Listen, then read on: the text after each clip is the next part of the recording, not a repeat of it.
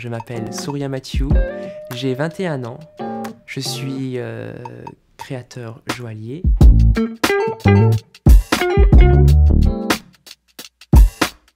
Je suis moitié indien, moitié français, parce que ma mère est française et mon père est indien. J'ai été diplômé de la Haute École de Joaillerie de Paris. J'ai été aussi en apprentissage en Inde avec un maître joaillier qui m'a transmis des techniques ancestrales. C'est une grande histoire parce que tout a commencé quand j'avais 5 ans. Ma mère a créé un atelier de textile en Inde du Sud pour aider des femmes en difficulté. Et j'ai baigné dedans, j'ai baigné dans cette créativité, dans cette force où l'on fait beaucoup de choses de ses mains.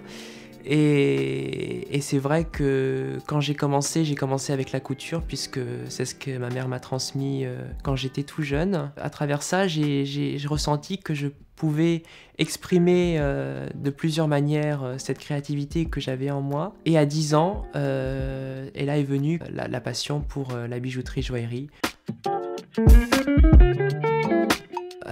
J'ai quand même pas mal d'influences indiennes.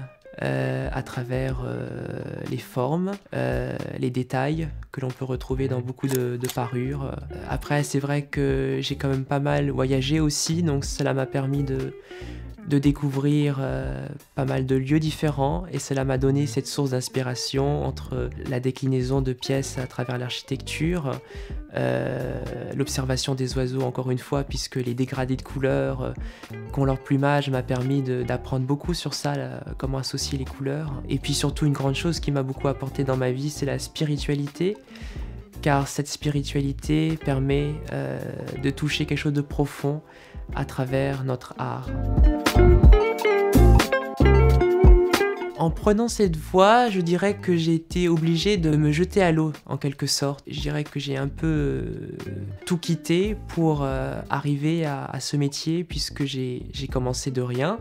Et puis, il n'y avait que quelque chose que j'avais, c'était comme mes 2 mains. Et avec ces 2 mains, comment je vais réaliser des pièces de A à Z, des pièces complexes. Et surtout que, au fil du temps, au fil des mois, des années, on essaye d'aller encore au-delà et encore aller au plus profond pour aller toucher la perfection et bien sûr la créativité qui est en nous.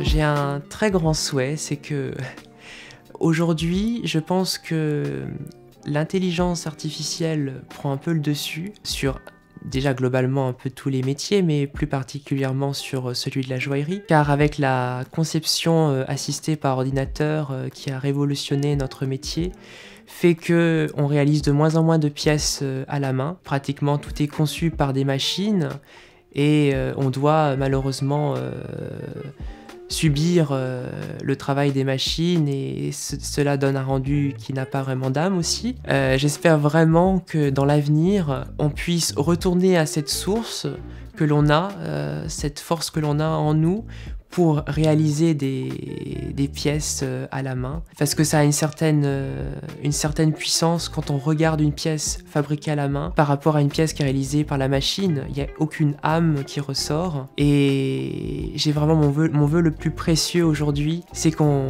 réussisse main dans la main à refaire vivre notre métier.